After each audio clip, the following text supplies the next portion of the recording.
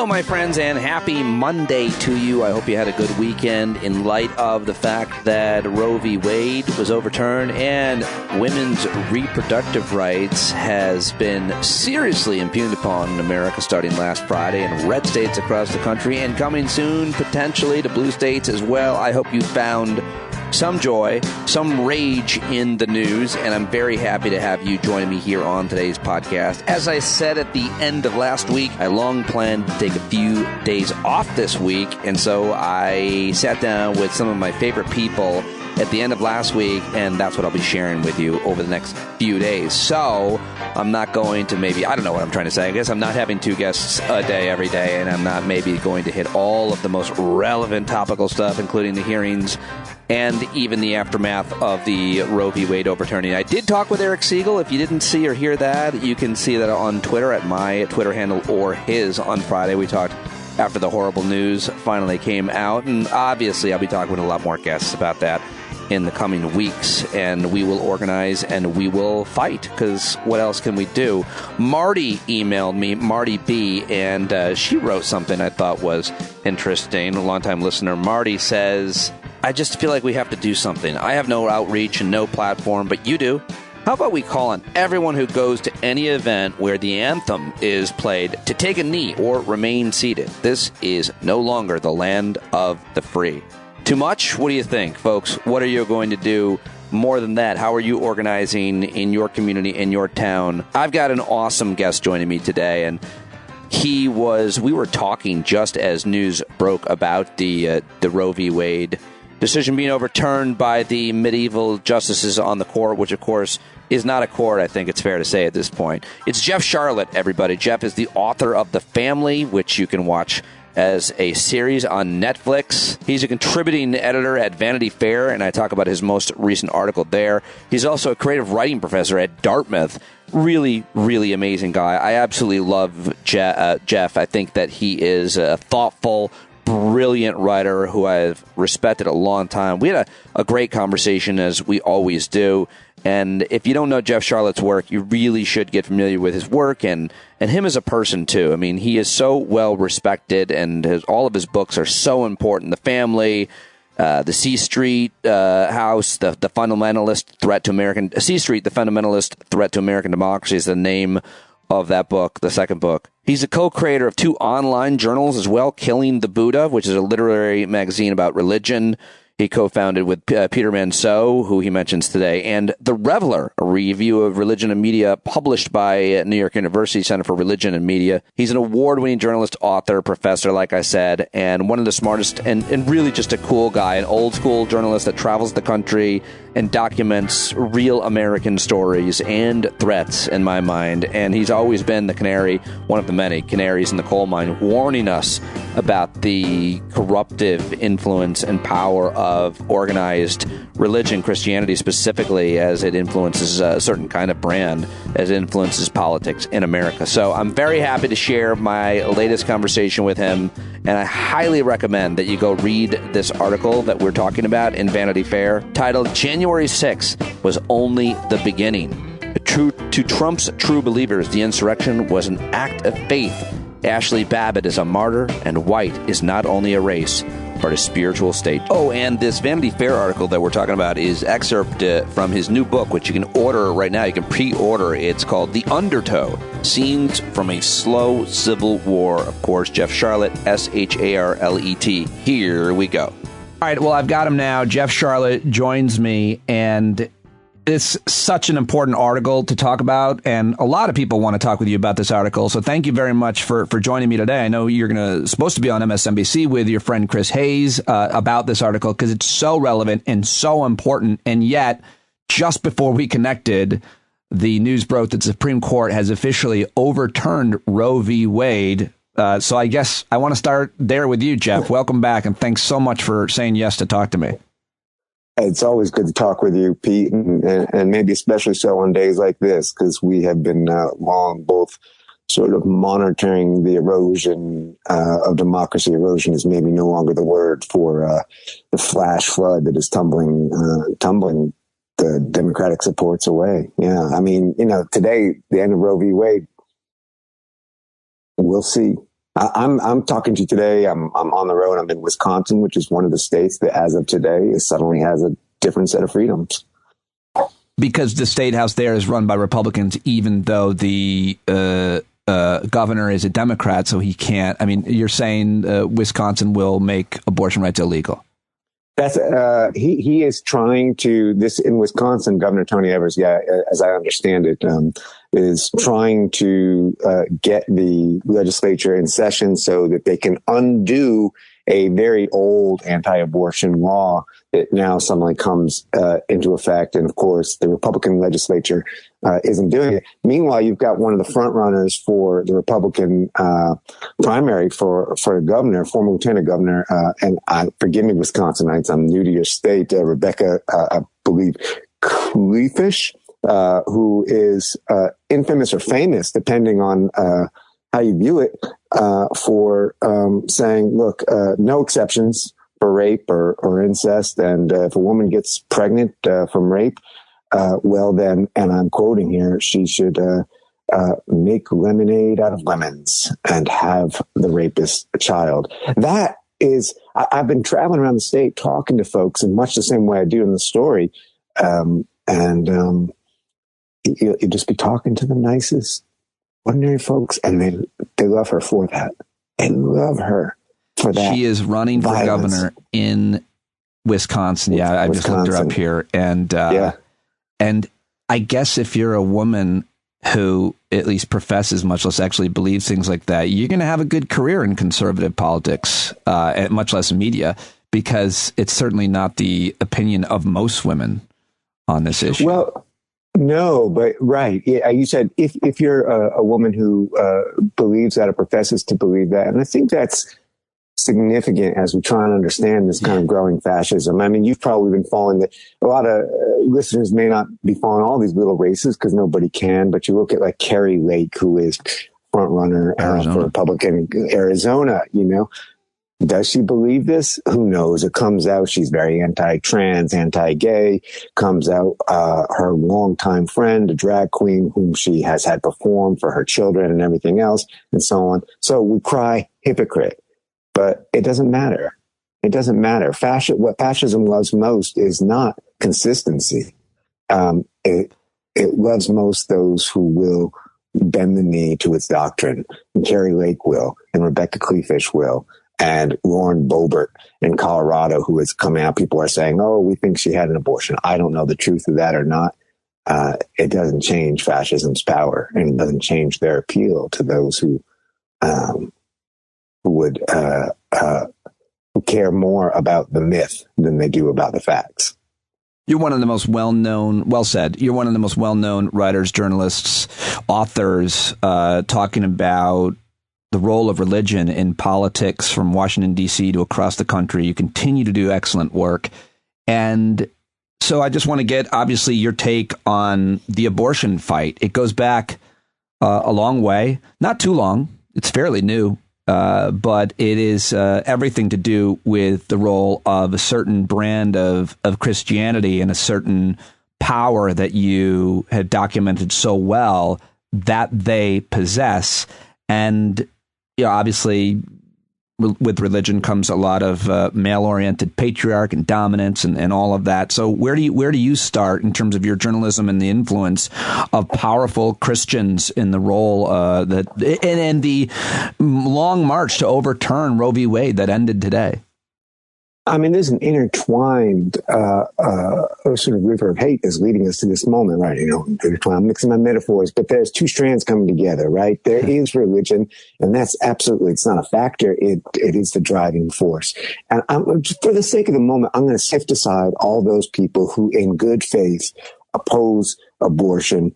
I have some in my family who oppose abortion, but defend a woman's right to choose, those who oppose abortion and even think there should be changes in the law. Let's leave them aside because they're not the ones who brought us to today. They're not the ones who organized and overturned this thing.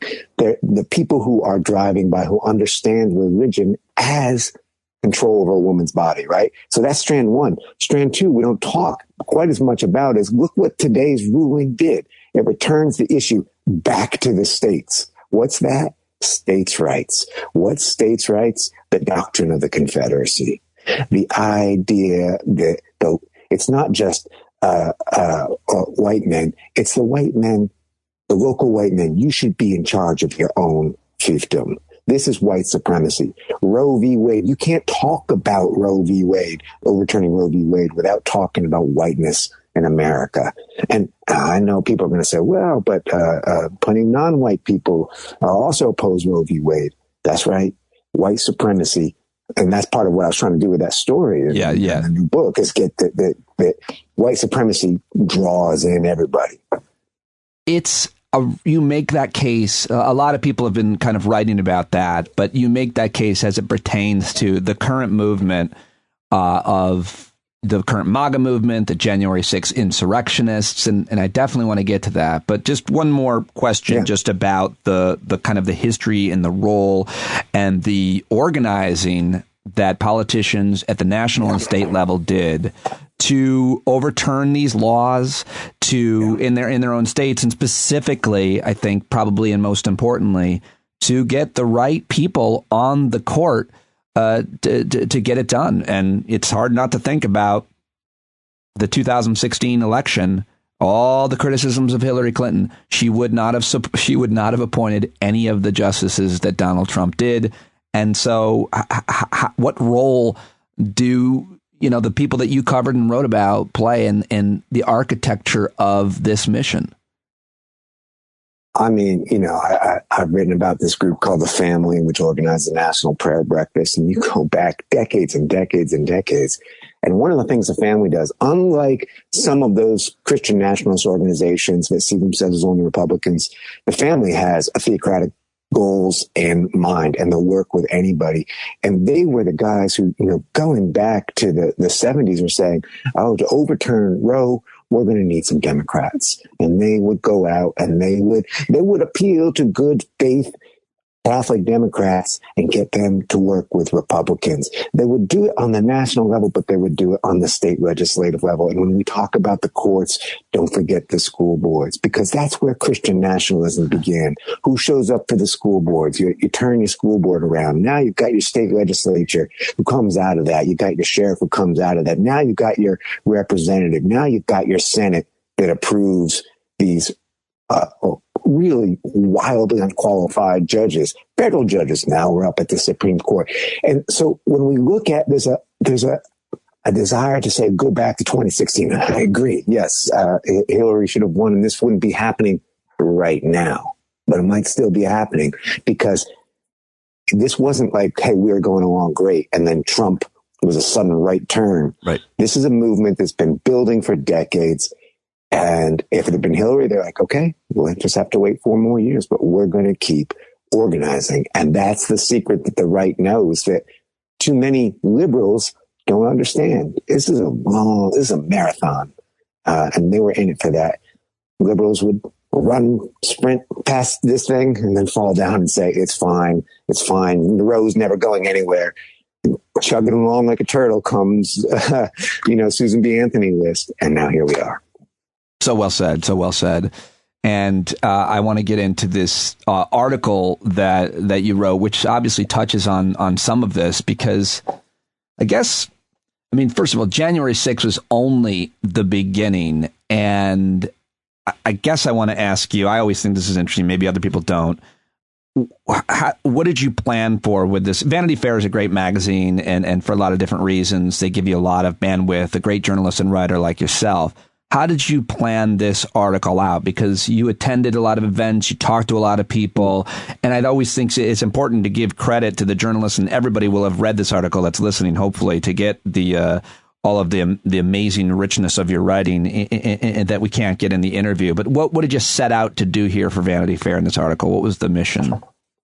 I think I set out to do something on January 6th when I heard that Ashley Babbitt was killed. And then soon I knew that it was a white woman. And not long after that, we had Ashley Babbitt was an insurrectionist. She was a woman in her 30s from California. She was an unlikely candidate, had voted for Obama, but been radicalized by Trump. you wouldn't describe her as a Christian nationalist. She lived with her husband and their girlfriend. I don't know if she used the name queer, but she was, and they were happy, and they lived on the beach in blue Southern California. And her favorite movie was The Big Lebowski, and her thing was, the shaka, where you like that surfer symbol with your hands. She was considered herself laid back, and she was driven to the Capitol to overthrow it, and she tried to climb through a window, and she got shot. Well, now, very soon after, she got shot by a Capitol police officer stopping the mob. Video emerged, I think that very day. The hands of the man that killed her were those of a black man. And as soon as I saw that, I was like, I know what they're going to do with this, because they've been doing this for hundreds of years. Yeah. This is the myth of innocent white womanhood. This is the root of every lynching story in America. We must defend white womanhood from this idea of this black man. Right now, the black man here is a cop doing his job, and the white woman is essentially a violent terrorist who was climbing through that window. We didn't know at the time, had a knife in her pocket, had a mob behind her, and had congressmen over here. So I saw that, and I said, this is it. They've got their martyr. They've got their horse vessel, which is the martyr myth of the Nazis. This is going to change the MAGA movement. So it started with that, and not as an alive person, but as a dead person. It started with a haunting, right? So I'm haunted. I want to know what's going on here. The method, you say, how do I plan it? I didn't. I saw there was a rally, bought a ticket for a rally in her name in Sacramento, in California. The family was home, bought a ticket, went over there. And then I said, you know what? I think I'll just drive west, and I bet I'll find people. So I went to the Sacramento rally. Which is at the State House there, the Sacramento, the capital there, right? Yeah, 90-degree heat, blasting heat, and the Proud Boys show up, except they're not in their colors. They've rebranded as the Saviors of Liberty. Lady Liberty bleached white with a flag that's dripping blood. And Antifa's there, and, it's a brawl. Everybody knows each other. They're punching each other. The cops are watching.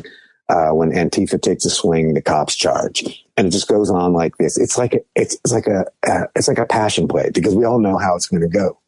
From there, someone invites me to a church of the insurrection, where I stumble into one of the leaders of the so-called sovereign citizen movement, which is part of that fascist movement. And then I just drove east. I wasn't looking for anybody. You couldn't miss. You would just drive and talk to people. And I think that's what even now folks don't understand. I'm doing the same thing right now, driving around the country. And as I go, I post on social media. Here's a picture of a Confederate flag. Here's a picture of a flag with 2 AR-15s. And I stumbled into an evening with the commander of what was formerly the Michigan militia. And here's all his guns on the table. And they're like, tell me where this is so I cannot go there. Yeah. And I'm like, look at a map of the United States. Everywhere. You got it. I started in Vermont, where there's a Confederate flag down the road from me. This is everywhere. And maybe that's your solace, and maybe that's your terror, because the slow civil war that I believe is happening does not break down neatly on geographic lines. That's such an important point that I think people have a hard time grappling with, because that our original, obviously, Civil War did. And so, experts try to speculate about what this conflict looks like. And serious people have come up with all kinds of ideas for how this country needs to break apart somehow. But the question is how, and who gets left behind in Gilead.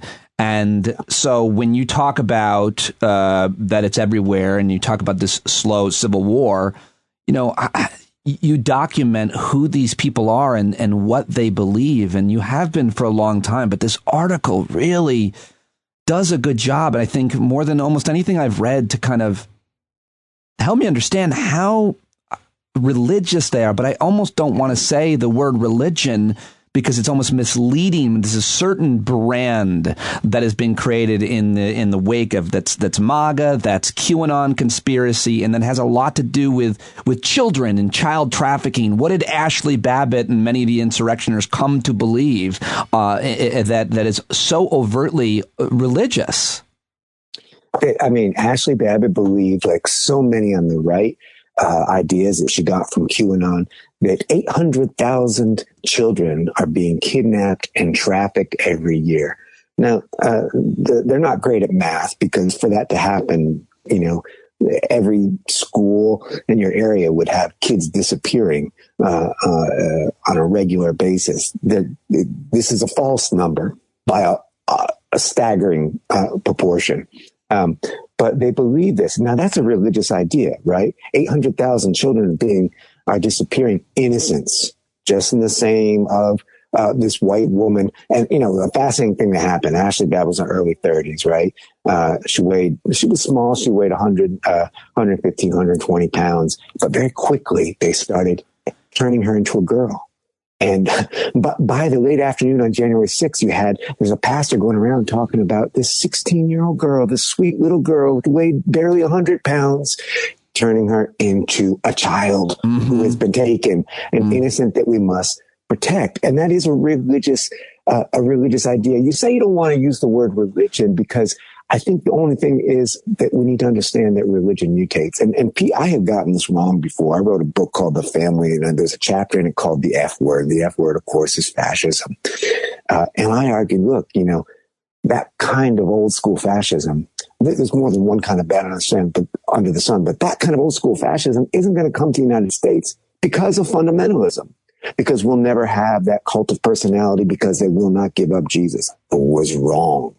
I went to the Church of the Insurrection, a Glad Tidings Church in Yuba City, California. Some listeners may remember an incident a little while ago when we saw a video clip of General Michael Flynn being presented on a church stage with a customized AR-15, which he held up in the air and said, maybe I'll find somebody in Washington, right? That's this church. Yeah. And you go into this church, and the religion is a little bit different because there's no crosses, and the pulpit is made of broadswords. It's like Game of Thrones. And I said, where are the crosses? And the pastor Dave Ryan, says, oh, I don't know. He says, the cross just seems, he says, he thought it was a little sissy, a little wimpy. Jesus nailed to the cross. He is into the warrior Christ, the Christ who kicks ass. And that's still religion. That's a new religion. That is a religion that has made peace with stripping away all that was holding it back from power. It's the religion of the gun used in the Uvalde shooting. There's a great piece, actually, you should check out in yesterday's New York Times. My friend Peter Manseau has a good op-ed on the religiosity of so many of these AR-15 manufacturers who say, these guns I'm making for God. Wow, I didn't realize that. My friend Ryan Bussey is a former executive at a gun. Have you seen any of his stuff? He's got this amazing book called Gunfight, and I haven't read every word of it, so maybe he talks about that. Oh, yeah, I know. Yeah, I haven't seen it, but I know he was the gun industry executive who's like, trust me. Yeah. I'm gonna you two, and I'm gonna connect you two by email, because I'm sure you can do. I'd love to hear a conversation between the two of you. But no, I didn't read Peter's piece, but I will. But getting back to the point about this, what you're saying is that it's still religious. It's morphed into a more violent version of evangelical Christianity, white nationalist evangelical Christianity. What do you want to call it? How do you want to, more describe what these? I think Christian nationalism is a good one, as long as we understand that Christian nationalism is built on what my friend Anthea Butler, author of another great book called White Evangelical Racism. If you want to know this stuff, this is your great. It's a slim book, and it will tell you the history. She calls it the promise of whiteness, right? And this is really important, the promise of whiteness, because it's built on white supremacy. But, I go to this Ashley Babbitt rally, and one of the speakers is a guy named George Riley, who described himself as a French-speaking Iroquois Jewish guy. And in fact, he's a Native American guy. he's a fascist. Other speakers were black. A lot of the folks there were Latinx, and like, oh, is this not white supremacist? No, the promise of whiteness is pulling you in. It's saying this is the edifice. And this is, I think, a big thing liberals and lefties are going to have to contend with, is the new fascism, the American contribution to fascism is to recognize that those old, purely race-based forms of fascism weren't going to work in a country like this. So they've got a diverse fascism. It's still white supremacist. It's offering all this promise of whiteness. They won't all get it, but that's the con. That's the bait and switch. Yeah, and Thea Butler's great, and that idea is great, and you write about how that idea is pervasive by talking to, people of color. I guess what you're saying, the simpler way of boiling it all down is fascism doesn't have a color, and anybody can be a fascist, but the promise of whiteness is certainly not what these black and brown folks who are following this path believe. It's what we're calling it. But they wouldn't call it that. I don't think even realize it, but you have to wonder if at some point that there's going to be a deeper fissure there. I've always kind of laughed at The Handmaid's Tale. The Netflix show had so many black people as part of the patriarchy, as part of the leaders in Gilead. I'm like, is there not a race thing? So what else can you say about the promise of whiteness and what they believe, those who are non-white, but are also clearly fascists? I mean, the Church of the Glad Tidings, it's a gun church. The church has a militia. The church announcements at the beginning, I'm sitting there and they're saying, and we got a women's group on Monday and Little Lambs kids group, and Tuesday is militia training. They've got the California, the California First Militia? I can't remember. They've got a militia training. They are armed. The pastor has a gun too. So there they are. But who's there? I think one of their all-time favorite speakers is Candace Owens, a black woman of the far right. And now that crowd is mostly white. It's sort of rural white Californians. Candace Owens comes in and she starts speaking against Black Lives Matters, and she starts speaking against Colin Kaepernick. And they are in love with her because here's this black woman giving them permission to do this, permission to lead, in fact, what they know that at some level their own faith is supposed to be calling them toward, right? But now the faith calls them toward hate. And this black woman says that's okay. And there's the video of it is astonishing. Here's the pastor.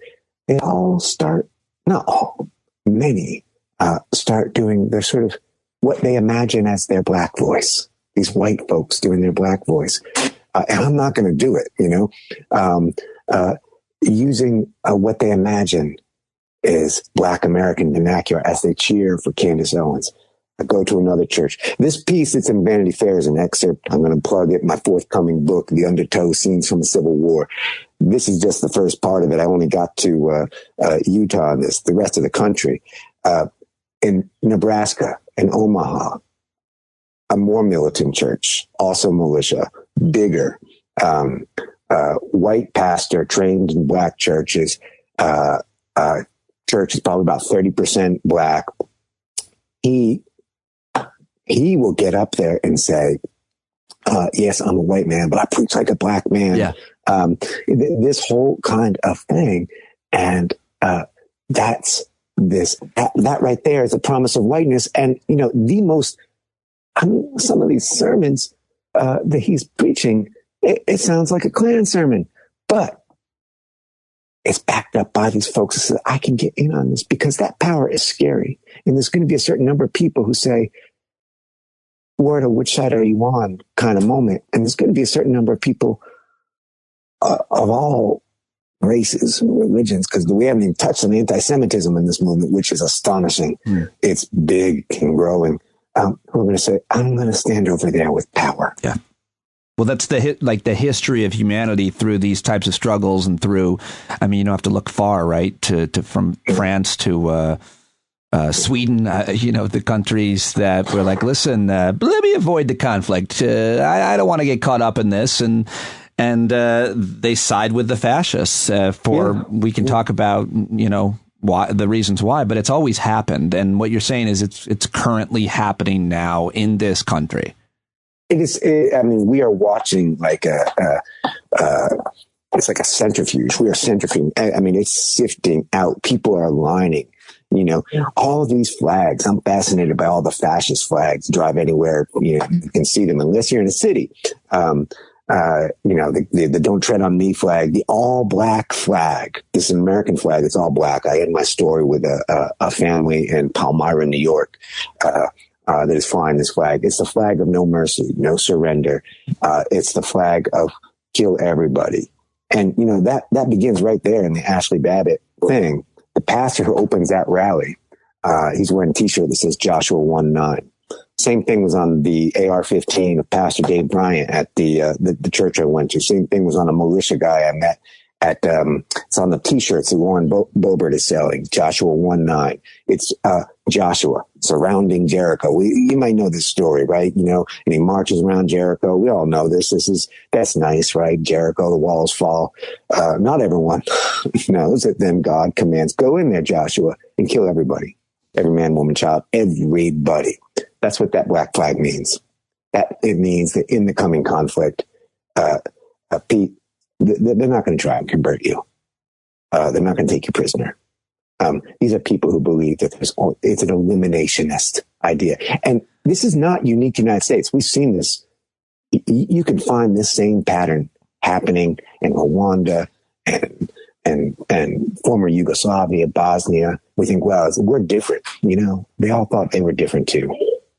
Maybe post-Saddam Iraq, too, between Sunni and Shia, who once, you know, got along and were married. And then all of a sudden there was revenge killings, obviously, based on those ethnic lines within. I think the point there is within the same country, within the same people, these small differences create conflicts that become violent. And in Rwanda's case, a genocide. And they you know, Rwanda's a great case study because, and to people saying, well, we don't quite have those divides. Hutus and Tutsis and everyone in that horrible genocide.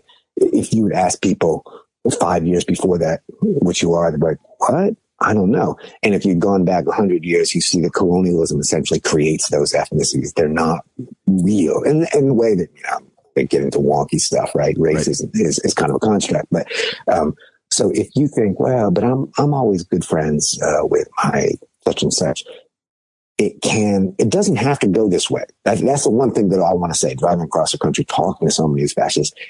Nothing is inevitable, even on this day of Roe falling. Nothing is inevitable, and we mustn't give in to that. And I see some on the left saying, all right, civil war, let's do it. And I'm like, no. And some talking about, well, we'll win. Who wins a civil war? Nobody. Well said. When you drive across the country, when you meet these people, do you wonder about how important leadership is? Because so many people like to look at Trump. I try to point to what created Trump, which I think pretty accurately is Sean Hannity and Alex Jones and Rush Limbaugh and Newt Gingrich, and mostly though right-wing media created Trump. So many of the people that worked for him are people he literally saw and found in right-wing media. He was in constant connection with them throughout even being in the White House. But people talk about Ron DeSantis, people talk about other leaders, but it seems that, and based on your reporting, what you're more kind of interested in, what's more important, which is always the most important thing, local stuff. So it used to be when we were growing up, Ruby Ridge and David Koresh, and they were outliers and they were extremists, and the feds obviously had this longstanding conflict with them over the issues that we could talk about. But now it's different, right? Like, it's not just in the hinterlands of Montana, Idaho, and Michigan and elsewhere in Texas. This is, as you travel across the country, organized and led by people. So the question is, how important is leadership to the slow boiling civil war? I think not very. I mean, as you say, like the kind of report, even when been reporting on Trump rallies, my method has always been to go to the rally and talk to the people. And I think Trump is a phenomenon. There is something unusual, although, you know, there's Trumps all over the world. There's Bolsonaro in Brazil and Erdogan in Turkey, and, you know, there's a Trump guy who calls himself the Trump of Myanmar. There's he's not the guy. He didn't invent any of this. He's good at it. But I think so much of the press, and I was very grateful to Vanity Fair when I said, look, I'm going to do a story, and no, I'm not seeking out like the most influential. I'm just going to drive around and talk to ordinary people, and I'm going to take the temperature there. And guess what? It is hotter outside the television studio than it is inside. And I think so much of what's happening is it's movement stuff, right? We think of that word, a movement, as a good word, but a movement is this is a social movement. We're watching a social movement, and it will tumble over any leader. Ron DeSantis right now, doesn't matter if Ron DeSantis screws up. Doesn't matter if Trump screws up. Lots of people that I talk to, they have problems with Trump. Some of them, they think he's divine, and they can't stand the fact that he endorses vaccines. But it doesn't matter. What's happening now is Trumpism. It's not Trump. It's Trumpism. And the movement will go on with or without him. And you'll get local leaders. That's what matters. How pervasive is the really crazy shit of which you write about in some of this article, which I'm sure you're confronting a lot, like Hillary Clinton is dead, Donald Trump is still president, JFK Jr. is kind of like, how much of that is being led by someone at the pulpit? How much of that do you hear and see? Because you certainly document it here, but I wonder how pervasive it is. I mean, those are the little passages like Pastor Dave. And he has his guest speaker at this church, the Glad Tidings, David Straight, who is a influential figure in the sovereign citizen movement. This is this idea, roughly speaking, that true constitutionalism is that every man is an island. And I do mean man, right? And then he's got his family underneath him, right? And it's a pretty fringe movement, right? It's like this radical reinterpretation of the law. It's not even reinterpretation of it. It's imaginary law. How pervasive is that? A recent poll showed that I'm going to guess that I can't remember. I think the number was 40% of sheriffs believe this idea that the sheriff is the highest legal authority in his county. Which comes out of the sovereign citizen movement. 40% of it's called the constitutional sheriffs movement. That's, by the way, in this church that never closed during COVID, defied the law. The sheriff wasn't going to arrest them. He said, anybody comes from the state, I'll stand with you armed. So how pervasive is like the really nutty ideas like that Hillary is actually secretly dead and that there's a secret Guantanamo being prepared for us? That's the connoisseur's version.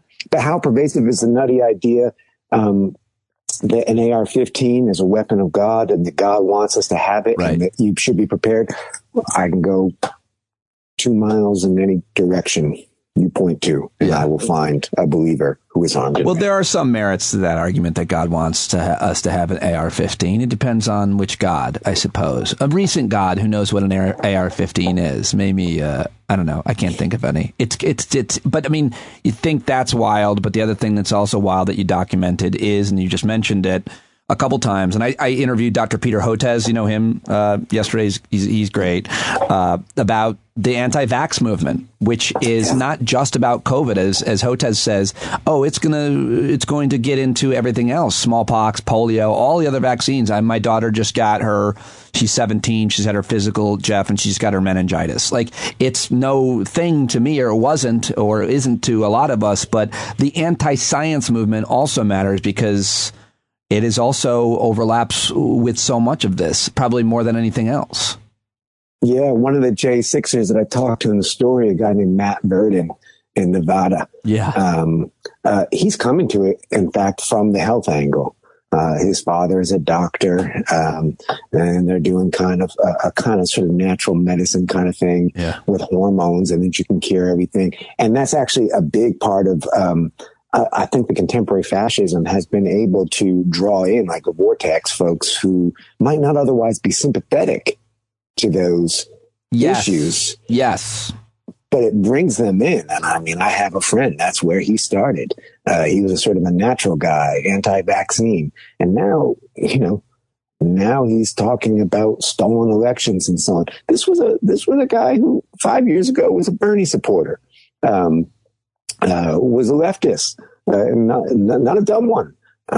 But well, there's a lot of those people like in media that are super powerful. The people don't talk about them nearly enough, like Jimmy Dore, who used to be a good friend of mine, that have convinced a lot of people on the left to fall into what's it called, like the horseshoe, where the right extreme and left extreme kind of meet on a lot of these theories, especially when it comes to anything to do with like corporate power, in this case, the pharmaceutical companies and the vaccines. And then it goes right into, and maybe the last thing we talk about, because although I forget if you mentioned it too much in this article, you just mentioned it here, it falls right then into anti-Semitism. And it's obviously always astonishing that there's not a huge, but there's an overlap of Jewish Americans that also buy into a lot of this nonsense too. And it's super upsetting to see that. But talk a little bit about, what you've learned in terms of the anti-Semitism. Do you tell people that you're Jewish when you're out there reporting?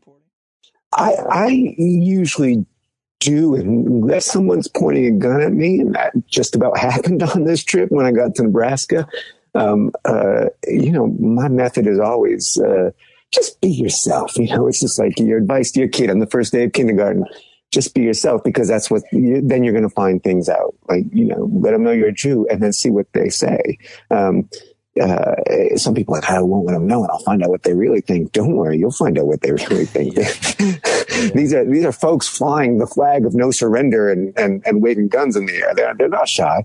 And yes, there's just such the whole idea that I think it's not appreciated enough, that QAnon idea, and I think this, Pete, the 800,000 children being disappeared, child trafficking. This is an update of something called the Protocols of the Elders of Zion, which is a famous anti-Semitic pamphlet created in Tsarist Russia to justify anti-Semitism. And it's the idea, it's even older than that. It's called the Blood Bible. The idea that we Jews make matzah out of the blood of children. Now, if you've ever had matzah, you're like, I can't taste that.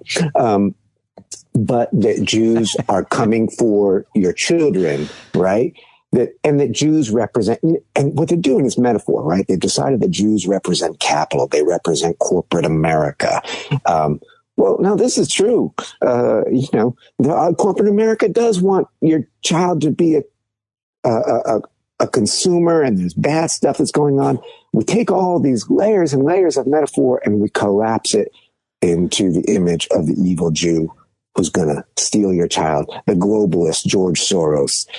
And this is what Ashley Babbitt, who never would have thought of herself as an anti-Semite, she didn't think she was, but you go through her media and you're finding like, oh my God, this is old school stuff. Doesn't name the Jew, names him as a globalist.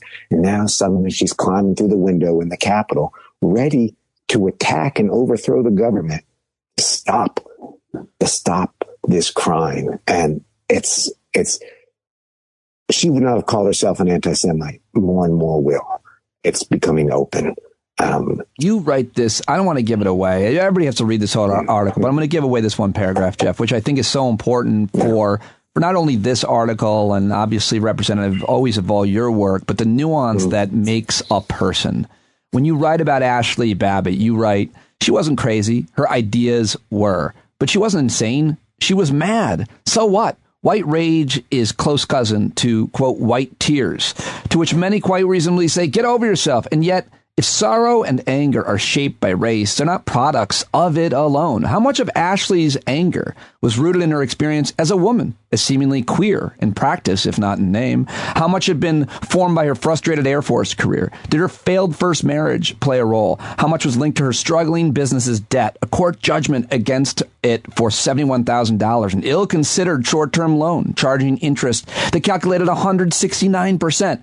She liked to say she was living the American dream, but her anger dislodged her from one dream and propelled her into another, a red dream, cascading into the Capitol and almost through that window. Your writing is so beautiful as always. I think people get that when I read it, but the point of that paragraph really was you did a deep dive into who this woman was and what she dealt with, and that it's not just animated by one person or one thing, but we're misled as the stats showed about January 6th. Who showed up? Those people weren't struggling in poverty. Those people were blaming, and we always all do this, our problems, arguably, well, in this case, on a lie, but on the wrong things in general. I just love that, and I don't know what else you would add to it. I mean, that's the story, and I think that's what I was trying to say there is there's a little bit with the temptation. What they've done, those J6ers, is they've reduced all their problems to that single idea, which is a lie, right? And we must not mirror that and sort of reduce all their motives and say, well, then we just have one problem. They're all there for this reason, or they're all there for that reason. No, it's a convergence. It's a convergence of grief. And that's actually one of the things that I think we don't talk enough about. It's just the tide of grief that we're all in. We've lived through this pandemic, even the people like Ashley who didn't believe in it. There's a lot of loss. Yeah. There's a lot of grief. And what you do with that grief, do you turn it into love, or do you turn it into rage, or do you turn it into hate? This is this question that we're all asking ourselves right now. And that's certainly something I discuss a lot here on the show about what we're doing with all this grief and all these setbacks. But I think the only thing you miss there is what do you do with the fear? Because the fear gets turned into a lot of hatred, the violence, the divisiveness, right? Like the fear of what, the fear is rational in many cases, certainly with economics, healthcare, education, and a pandemic. But yeah. I mean, look, 169% interest, the anxiety, that's a lot to be afraid. She was afraid she was going to lose her business. She was going to afraid she was going to fail again, as she had failed a number of times in life.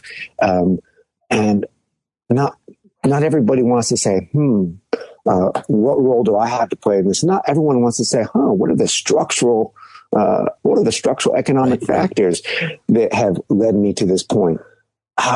No, somebody stole the election. And even that's not enough to get me through the window. They stole the election so that they can drink the blood of children, right? Now we got to fight. Now we got a war, and I don't have to think, and all my concerns kind of fall away. Ashley Babbitt's last words, lying on the floor. She's shot out of the window, falls down. Patriots around her. Do they try and catch their comrade? No, they step away. It's gross. Dead woman. She falls down. She's lying there. And she says, it's cool. It's cool. That's our last thing. She's okay with dying for the cause because she thinks the cause has lifted away all those problems. I don't know what happened to her pool cleaning business that her husband owns, but they still got to pay that debt. That debt is still there. All the problems are still there, unaddressed. Instead, just the lie. You're extrapolating a lot from it's cool, but I mean, I may be. I mean, I don't know what else. It's a fair conclusion. I mean, her family, her mom, you talk about her meeting her at the rally. She certainly didn't want to talk to you or anybody in the media, but what she became is what a lot of what this article is about. And what she represented also is the average American, maybe white woman dealing with a lot of shit. It's what it turned into, a red dream that we are in danger of losing so many people to. Jeff, you've done it again. You always do it.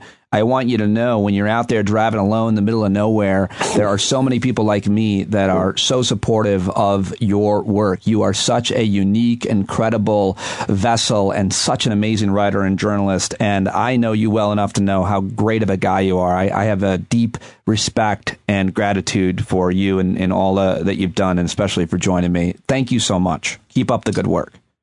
Thank you, Pete. All right, folks, I hope you liked my conversation with Jeff Sharlet. I hope you'll check out his new book, which is available for pre-order, The Undertow, Scenes from a Slow Civil War. He really is one of the best authors, writers, reporters, and just all-around guys. I love this guy. I really appreciate that he joined me on what was a pretty tough day to talk. And I hope you enjoyed it. So if you enjoyed the podcast, please consider a subscription. Go sign up now. Stand Up with Pete.